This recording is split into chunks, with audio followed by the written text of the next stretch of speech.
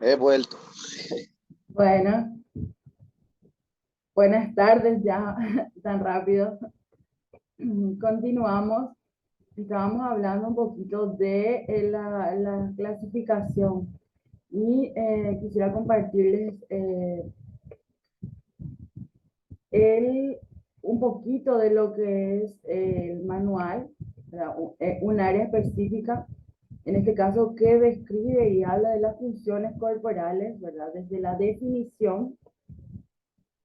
Entonces dice que las funciones corporales son funciones fisiológicas de los sistemas corporales, incluyendo las funciones psicológicas, incluyendo las deficiencias son problemas en la función o estructura corporal, tales como la desviación o una pérdida significativa. Desviación, por ejemplo, se refiere a una situación que atañe específicamente o prácticamente a lo mejor una disfunción o un tema que tenga que ver con el desarrollo de un miembro, por dar un ejemplo. ¿Sí? Pérdida significativa obviamente tiene que ver con la amputación o un trastorno también de maduración del desarrollo, entonces que no se logra con, pero pérdida, refiere pérdida, o sea, en algún momento tuvo que haber una pérdida parcial o total de algún área corporal. Las desviaciones tienen que ver con situaciones que exceden a la aparente normalidad o se dificultan en su cuestión de nivelarse al factor estándar que se produce o que se busca. Bueno, hay una forma de clasificación otra vez que son genéricos con una escala que indica otra vez cuándo va a ser, por ejemplo, se fija una deficiencia ligera, entre paréntesis, poca, escasa, entre 5 y 24% debe cubrir.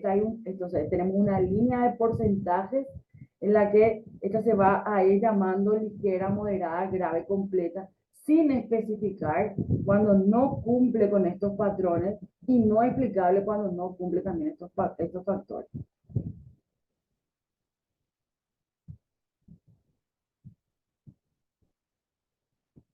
Dentro de las funciones mentales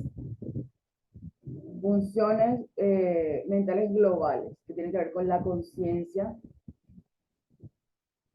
orientación, funciones intelectuales, como en este caso podemos destacar las funciones del desarrollo intelectual, el retraso mental, la demencia, que no es, que tiene que ver con funciones de la memoria, que tiene más que ver con lo que nosotros llamamos funciones ejecutivas superiores, funciones del pensamiento, funciones cognitivas superiores, ¿sí? No tiene que ver con lo intelectual, que tiene que ver con el coeficiente, ¿ok?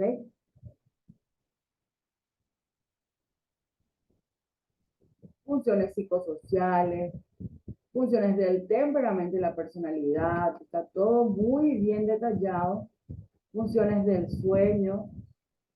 Hay muchos factores que nosotros no observamos dando clases en una escuela. No podemos saber si es que no hablamos o no nos interiorizamos con las familias. Y si las familias no expresan lo que está ocurriendo por una cuestión de vergüenza, de temor, entonces tampoco vamos a tener una información fiable para poder accionar. Hay disfunciones del sueño o trastornos del sueño que evidentemente en un niño pequeño va a detonar en una situación conductual. Y obviamente en un adulto detona hasta a generar trastornos mentales graves.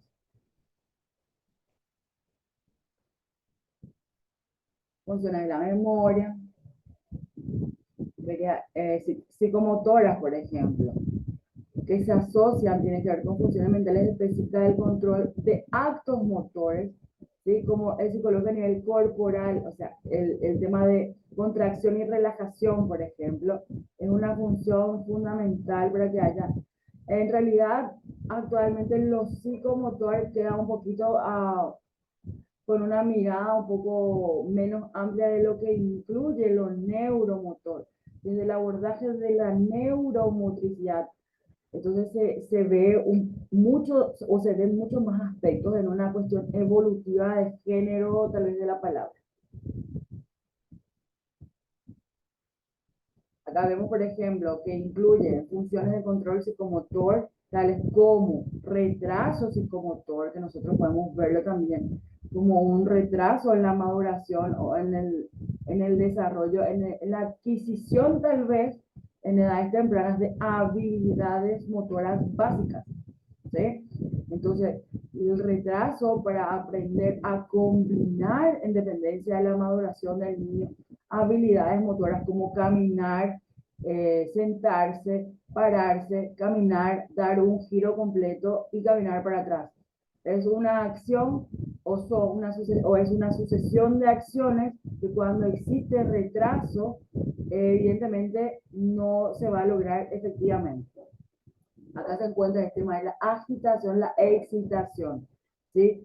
Esto se puede o puede detonarse o se puede observar y ser, digamos, una señal de alerta precisamente cuando existen estos trastornos conductuales o aparentes trastornos conductuales que en realidad a veces son como señales de alerta de que algo está ocurriendo y que hay que hacer un seguimiento a ese niño o a esa niña. ¿Sí? La adopción de postura, la catatonía es como un nivel de contracción, ¿verdad? Creo que sí. Perdón si me estoy equivocando con el término. Es demasiado, es imposible realmente mover a una persona en esa condición. Lo que la mencionaba, lo del negativismo, ambivalencia, ecopraxia, ecolalia, esas son cuestiones que, por ejemplo, la ecolalia es en la palabra cuando a veces eh, se repiten algunas letras cuestiones así o situaciones que se asocian a ese tema en la parte comunicativa. Por eso es que está todo fusionado y dentro de eso tenemos que hacer el descarte con profesionales especializados en cada área. Las funciones sensoriales, visuales, ¿sí? Auditivas, que tiene que ver mucho con, con el área vestibular. El área vestibular que nosotros debemos trabajarla desde lo más pequeño posible. Obviamente esto condiciona el desarrollo con relación a manejo, dominio y muchas acciones que el joven, el adulto mayor necesita realmente tenerla bien estimulada en edades tempranas porque esto también tiene un periodo de estimulación o un periodo crítico en el desarrollo que es fundamental llevarlo a potenciar al máximo para que posteriormente sea eficiente lo que podamos desarrollar. Entonces se dan cuenta que los trastornos y las discapacidades tienen que ver con todas las funciones. Acá estamos hablando del gusto, del olfato, de la nariz o del olfato, la función propioceptiva, ¿sí? Con el sentir la posición de las partes del cuerpo, táctil, sensoriales, el umbral del dolor.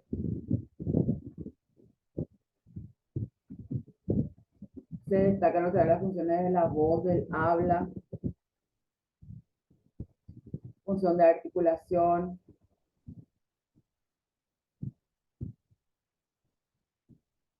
del sistema cardiovascular, hematológico, inmunológico, respiratorio. Dentro de todo eso podemos encontrar situaciones que van a afectar y generar o conducir a una discapacidad. Profe, acá está prácticamente todo lo que realmente necesita a nivel de función. Impresionante está. Sí, lo que está es bien aclarado qué es, qué quiere cuando estamos hablando, por ejemplo, de situación sensoperceptiva de la vista. Claramente a qué se está refiriendo, para que no se preste o para que no se confunda precisamente esto con lo que es una patología o una enfermedad. ¿A qué se refiere cuando se habla de sistema, a funciones del sistema digestivo metabólico? ¿Cuáles son las funciones relacionadas con la ingestión, con la digestión, asimilación?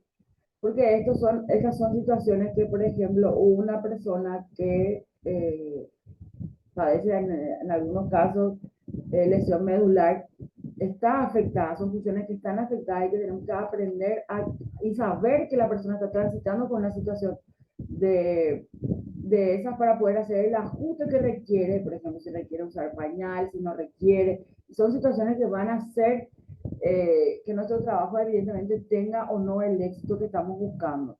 Porque evidentemente no es fácil trabajar así, pero realmente es nuestro trabajo y debería ser tomado como cualquier otro tipo de situación que se pueda ver dentro de un aula o dentro de la sociedad en general.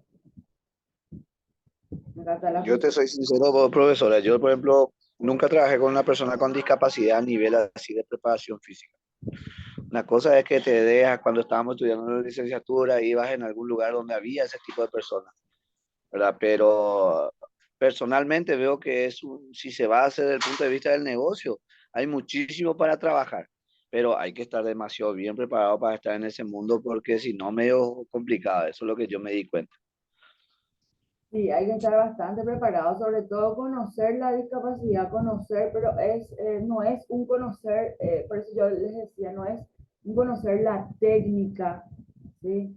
No es simplemente conocer el gesto motor que se tiene que traducir, sino que es conocer la discapacidad, qué incluye, qué involucra la discapacidad que está transitando la persona y cómo vamos a influir con la actividad física sobre esa discapacidad. Obviamente, hay capacitaciones que, por ejemplo, hace olimpiadas especiales cuando se trata justamente de niños y personas con discapacidad intelectual. Entonces, ellos trabajan específicamente también en la formación de monitores. Esa formación en época de pandemia se estaba dando de forma online.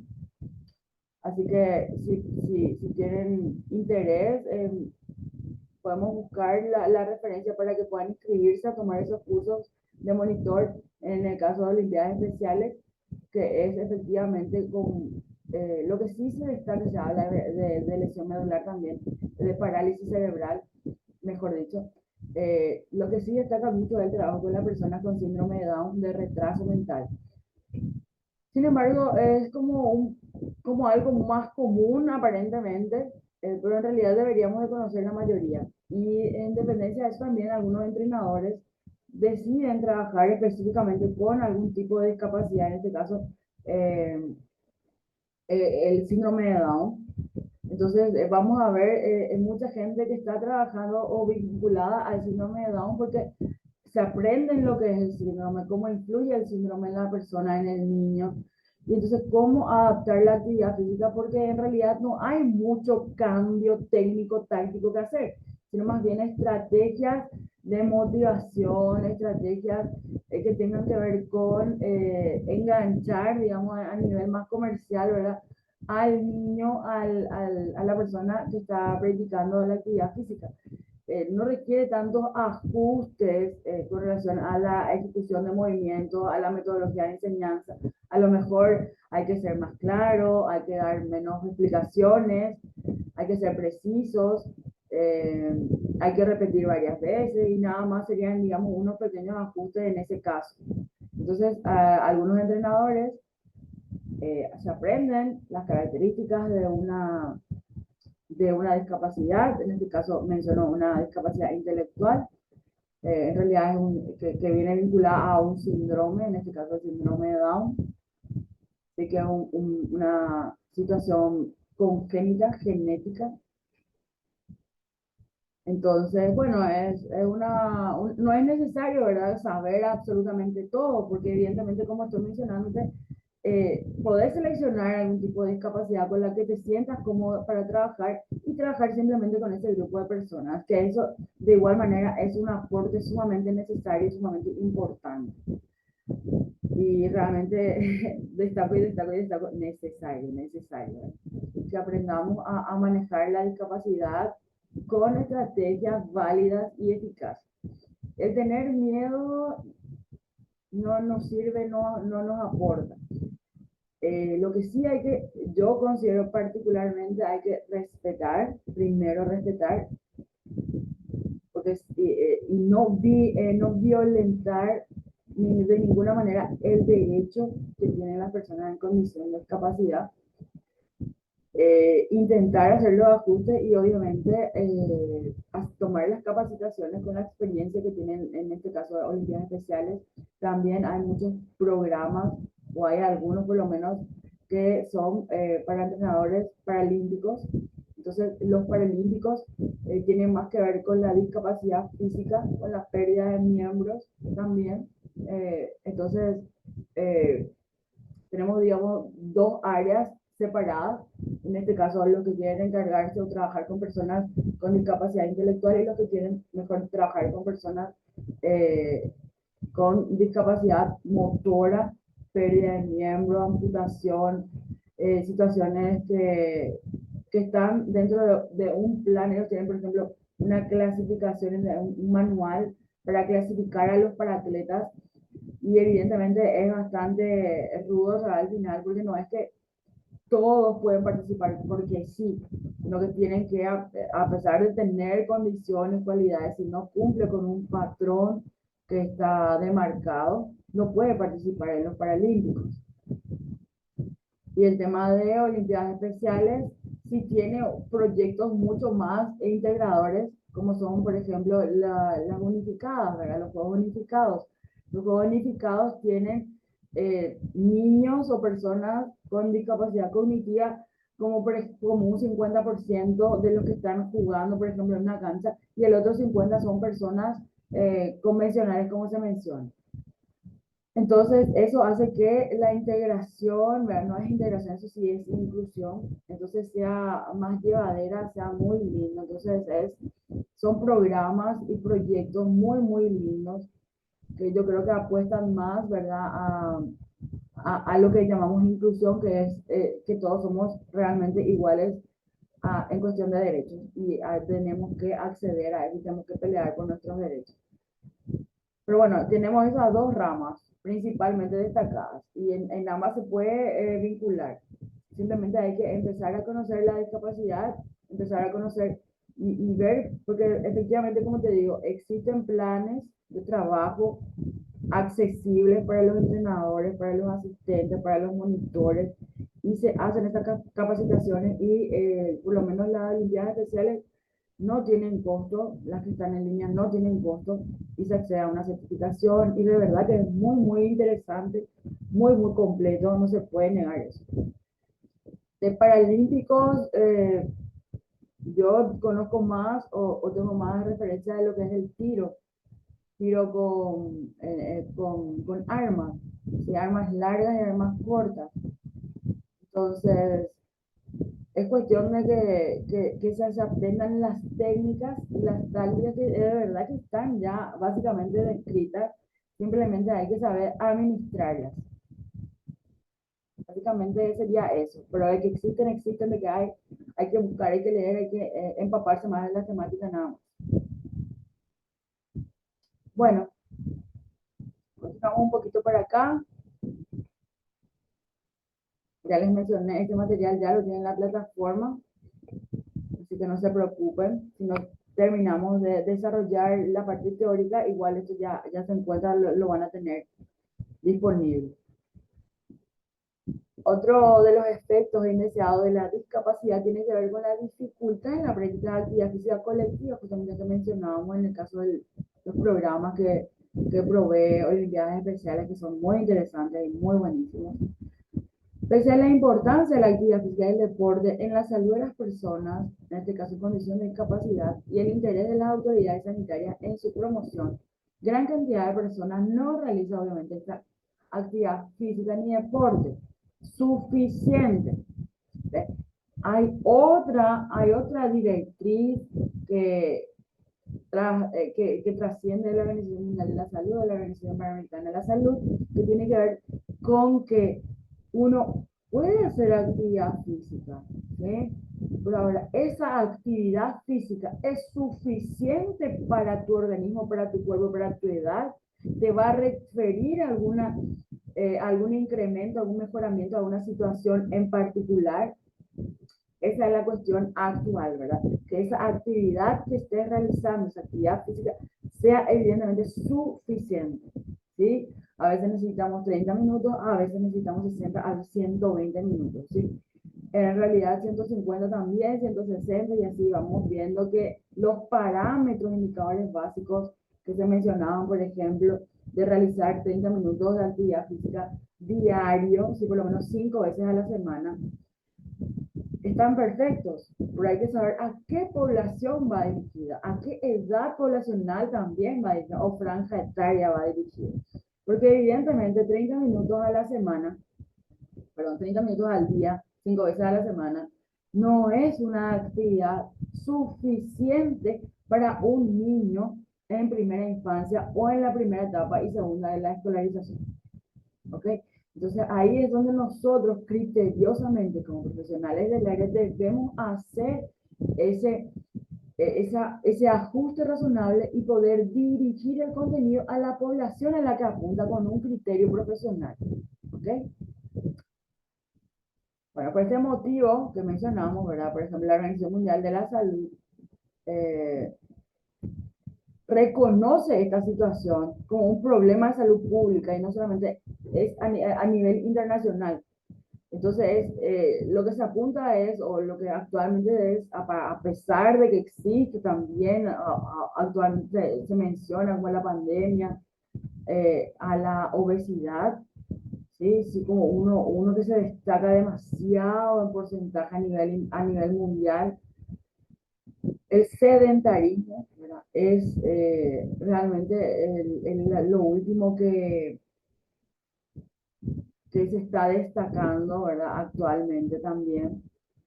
Entonces, el sedentarismo y luchar contra el sedentarismo es lo principal actualmente, porque obviamente el sedentarismo es un factor de riesgo que evidentemente provoca un montón de situaciones que no son buenas para la salud. Y por eso es un problema del sistema de salud, ¿sí? En este caso público y de todas maneras es a nivel global, porque la proyección de casos de niños discapacitados, de niños enfermos desde la primera infancia, es lo que va a ir aumentando. Entonces, estos niños van a estar en nuestras aulas y tenemos que aprender a trabajar con ellos, porque esa es la proyección real, ¿sí? Con evidencia, con datos significativos de que esto es lo que se viene. Entonces hay que estar preparados. Bueno, con relación otra vez a las lecciones, ¿verdad? Pese a la estabilización de estas lecciones, a los avances científicos con relación a las intervenciones en el área de salud, para estabilizar las lesiones, mejorar los tratamientos médicos, la inactividad sigue siendo lo más preocupante, dado que la capacidad para practicar ejercicios se ve limitada.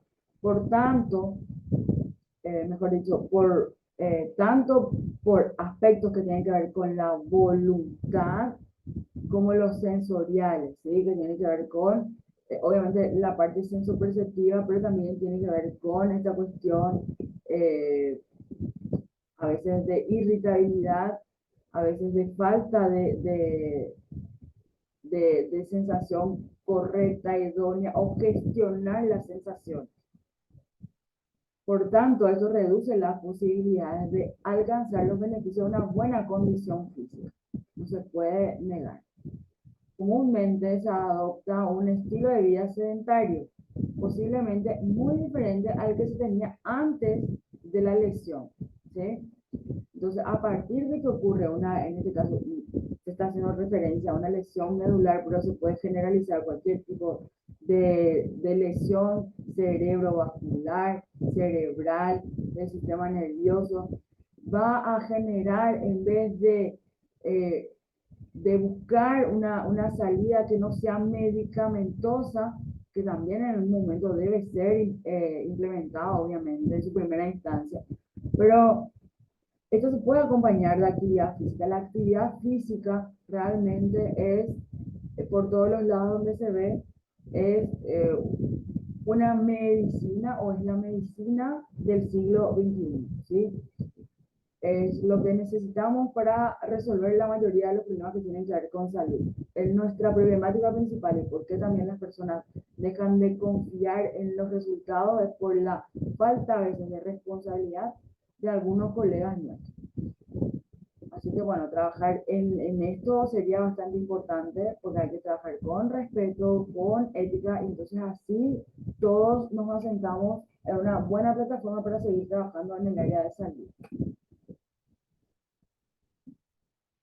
Bueno, siempre que hablamos de esta cuestión de capacidad, siempre lo vamos a vincular con la actividad física, en este caso la preparación física, eh, que sería como el acondicionamiento, la puesta en marcha, en dependencia del tipo de lesión, en dependencia del tipo de discapacidad, se plantearía el objetivo. Todo lo que hagamos de principio va a ser preparación física. ¿Sí? Una vez que lleguemos a nivelar a la persona, a adquirir una condición deficiente que haya incrementado su capacidad tanto referida a capacidades físicas como fuerza, velocidad, resistencia. Eso no tiene que ver con un patrón de que tiene que correr o caminar cierta distancia en cierto tiempo, tiene que ver con el haber roto el paradigma de no o de inactividad, porque reposo tiene que ver con enfermedad, con situaciones dramáticas. Efectivamente, no es beneficioso el sedentarismo o promover el sedentarismo. Entonces, buscar el bienestar eh, psicológico y la satisfacción vital, ¿verdad? Van va más allá de la reacción emocional inmediata y el estado de ánimo como tal. Entonces, esto hace que se revaloren estas situaciones que tienen que ver con el mejoramiento de la calidad de vida en general y no necesariamente con la estabilización, en este caso tal vez de la lesión, ¿sí? O por ejemplo, una cortada y lo que busco es que se cicatrice y la cortada va a quedar siempre con una cicatriz, ¿sí? Entonces, mientras hay cortada, mientras hay sangrado, por ejemplo, se manda a un reposo razonable que va en función de la situación que se está transitando. Sin embargo, una vez que la cicatriz ya existe, ya se hizo el proceso de regeneración celular, entonces se puede proceder a continuar o a iniciar un ciclo de vida activa, ¿sí? Con la propuesta de actividad física adecuada para la situación, ¿sí? Más o menos este es un pequeño ejemplo con relación a lo que efectivamente requiere una discapacidad, una situación de discapacidad bastante amplia, mediana, ¿sí? Y pequeña. ¿Sí? En realidad la cortada no es una discapacidad, simplemente para que entendamos que evidentemente hay situaciones y hay momentos más que situaciones en los cuales tenemos que eh, hacer un reposo razonable, pero no por eso, posterior a la recuperación, tal vez de una cirugía grande, eh, no por eso ya no volvemos a movernos. Tenemos que volver a movernos. Nuestro cuerpo necesita movilidad. Entonces, es una cuestión de naturaleza también. Y tenemos que promover este movimiento, ¿sí? De cualquier manera. No hay límites, ¿sí? En lo que podemos hacer. Eso ya depende simplemente de una situación de objetivos, tanto a nivel personal como grupal, o que eso tiene que ver también con la familia, con el entrenador y la persona que está transitando esta situación. Pero evidentemente lo que se sugiere, lo mejor para, y a lo que apuntamos es a la salud, a mejorar la calidad de vida. Y con una propuesta de actividad física, esto va a ser muy, muy efectivo. Con relación a la condición física, existe evidencia de que las mejoras en la condición física van acompañadas de mejoras en el desarrollo autónomo de la persona, ¿sí? Con relación a las actividades de la vida diaria y en la calidad de vida de las personas con discapacidad. Pero la evaluación se centra en aspectos de la condición física, ¿sí? Y capacidad de realizar actividades de la vida diaria. Para esto existen materiales, ¿sí? Herramientas, en este caso para medir la condición física tenemos o las capacidades físicas tenemos tres motores y otros. Y para reportar esta habilidad de la vida diaria también existen, en este caso, test escritos. A veces se ven como subjetivos, pero evidentemente hay algunos que se llaman, por ejemplo, uno que yo les menciono aquí que tiene que ver con el índice de bienestar, en este caso es psicológico, y otro es índice de bienestar percibido. ¿Sí? ¿Cómo percibe la persona en condición de discapacidad que está influyendo en la actividad física o en caso contrario la inactividad? La práctica regular de ejercicio físico y deporte suele ser una recomendación común para todas las personas que han sufrido una discapacidad por motivos neurológicos. Ahí que hacemos un poquito de énfasis en este caso. Pese a ello, pocos estudios han analizado el impacto de la rehabilitación y el ejercicio físico en la calidad de vida. Y es por eso que hablamos un poquito de herramientas de evaluación de esto. Y obviamente el bienestar psicológico de las personas en condición de discapacidad, pese a la evidencia de que los lesionados medulares que practican actividad física muestran valores más elevados de satisfacción personal. ¿Ok? El hacer actividad física, el practicar actividad física, da a las personas, como no existe una variable que se pueda medir tan objetivamente, entonces se buscan variables que se pueden medir y estas en este caso se llama índice de bienestar psicológico. Entonces así podemos determinar si efectivamente la actividad física está dando producto que buscamos, que es el bienestar de la persona, que mejore su calidad de vida. Y la calidad de vida, objetivamente, en una situación de discapacidad es complicada medir. Entonces se mide con variables subjetivas en muchos casos, pero eso no quiere decir que no sea viable ni fiable. Bueno, dentro de lo que es el índice de bienestar psicológico se observa ansiedad, depresión, bienestar positivo, vitalidad, autocontrol, salud en general. ¿Sí? Y se relaciona con situaciones que tienen que ver con el bienestar personal o disestrés, ¿sí? Que sería lo contrario a estrés. Adicionalmente se obtiene una puntuación, ¿verdad? Con este índice global. Las puntuaciones bajas se asocian al malestar severo y la puntuación elevada al bienestar positivo. Y lo que se resuelve con esto es que pues, se encuentra que el bienestar en el caso positivo es bastante elevado con relación al negativo. Del índice de bienestar percibido, las diferentes subescalas del índice de bienestar, porque este es un manual, obviamente es extenso, bien detallado, simplemente es para tener un poco de conocimiento que esto existe. Los resultados indican que las personas con discapacidad o en condición de discapacidad que practican actividad física rehabilitadora o deporte, ¿sí? A veces rehabilitadora, como le podemos llamar al fitness terapéutico, también hoy podemos llamar a actividad física adaptada, también el deporte adaptado y el deporte paralímpico, ¿sí? Muestran menores niveles de ansiedad y depresión, que son factores obviamente detonantes del sedentarismo, ¿sí? Así como mayor vitalidad que los que no lo hacen, ¿ok? Muestran menor sintomatología depresiva, los lesionados medulares que realizan sesiones de acondicionamiento físico. En este caso, imagínense, solamente 2 veces por semana, ¿sí? Y si le realizamos más, o lo realizamos con 2 o 3 intervenciones durante la jornada, ¿cómo sería? ¿Qué podemos hacer? ¿De qué beneficio vamos a obtener? Vamos a obtener, ya hay una base con solamente 2 veces a la semana y es positiva la resultante. Eso quiere decir que si probamos algo más, la resultante pudiera ser mejor todavía. Con relación al autocontrol. Respecto al autocontrol y la salud general, el grupo de deportistas de competición siempre muestra niveles mucho más elevados que los otros deportistas los que realizan rehabilitación.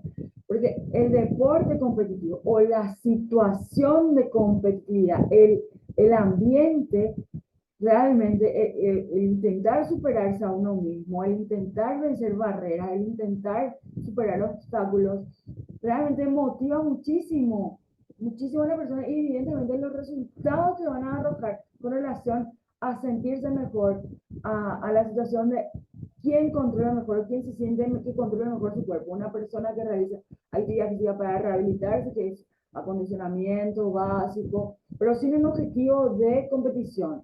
Entonces, ellos obviamente tienen una resultante positiva, pero se destaca en demasía el que realmente hace un deporte para competir. En todo caso, como se menciona acá, todos ellos, ambas partes, los que hacen actividad física para la salud, por decirlo así, los que hacen deporte para competir, y eso no necesariamente tiene que ser para un deporte paralímpico. ¿Sí? Es simplemente promover competencias. A veces si se pudiera hacer un plan y un proyecto en un municipio y se toman a las personas como con un tipo de discapacidad o con todas las discapacidades que existen en el municipio y se va a hacer una competencia, ese intento de buscar ser mejor genera demasiados factores positivos en las personas en condición de discapacidad que se destacan tanto eh, que bueno, no vamos a terminar de decir y de recalcar que los beneficios son inmensos, ¿sí? Y eso interfiere totalmente en la calidad de vida, o sea que siempre va a ser positivo. Siempre que el profesional también lo sepa llevar con respeto, por favor. No se puede negar que eso es obviamente una herramienta básica.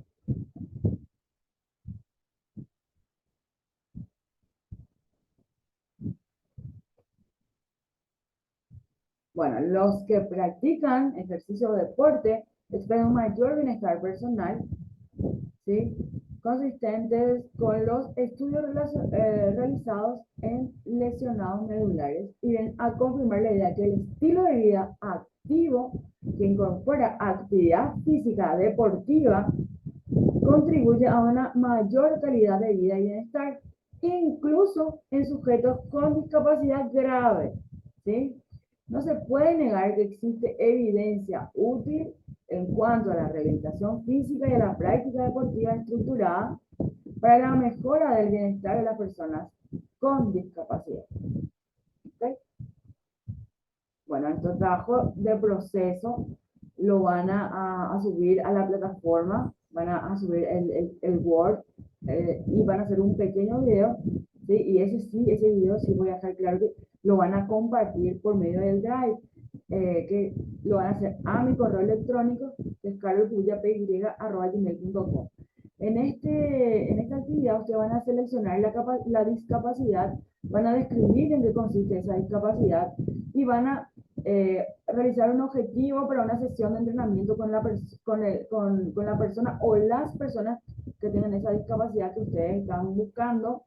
Van a, obviamente, planificar una sesión con parte inicial, principal, vuelta a calma, y van a tomarse un video explicando o dando la sesión.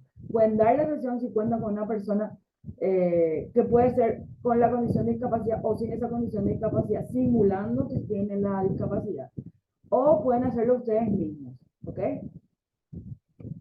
Entonces aquí tienen mis contactos, vuelvo a destacar, ahí estaba mi correo electrónico, carolpuyapy@gmail.com. El video lo van a enviar al Drive. Muchísimas gracias por su atención. Para mí sigue siendo siempre un privilegio poder acompañarles y que ustedes estén aquí conmigo. Entonces, ¿alguna duda, consulta?